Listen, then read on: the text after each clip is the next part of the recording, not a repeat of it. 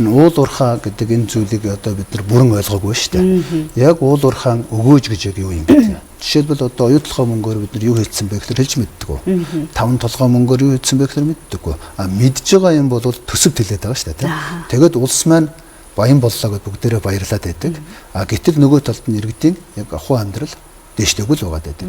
Тэгэхээр иргэнэ баян болгох ихлээр тэр олон хүмүүсийг ихлээд тэр хийж байгаа ажлын үнцэнтэй болгох хэрэгтэй.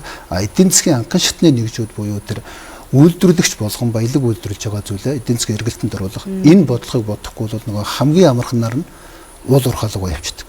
Уул уурхай бодлогогүй учраас одоо өнөөдөр таван толгой дээр бөөн хэрүүз одоо энэ оюутлогоо дээр ингээд бөө хэрүүз эрдэмтдээр бас тийм тийм.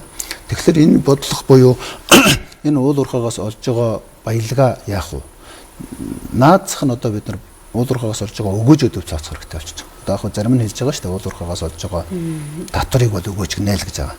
Гэтэл түүц зэрхэлсэн ч татвар төлнө, бараа зарсан ч татвар төлнө, цааны газар ажилласан татвар төлнө. Татвар бол яг тэндээс ашиг авах үйл ажиллагаа эрхэлж байгаа нэгээс нь төлөх ёстой үүрэг.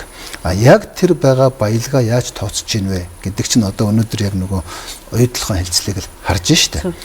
Хөрөнгө оруулалтаа бид нар зөв тооцож чадж гэнэ үү?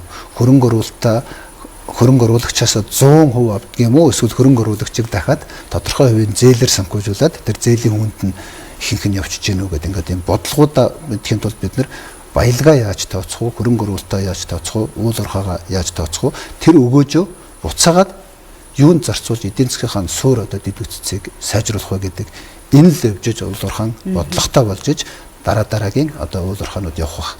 Тэгэхээр энийг бодоогүй байгаа үед бид нар нөгөө уул уурхайгаа ашиглалаа бол одоо нөгөө хоосон газартаа дараа нь хийсэн юмгүй хөөсөн төсөвтөл үлдэх гэдэг шүү дээ.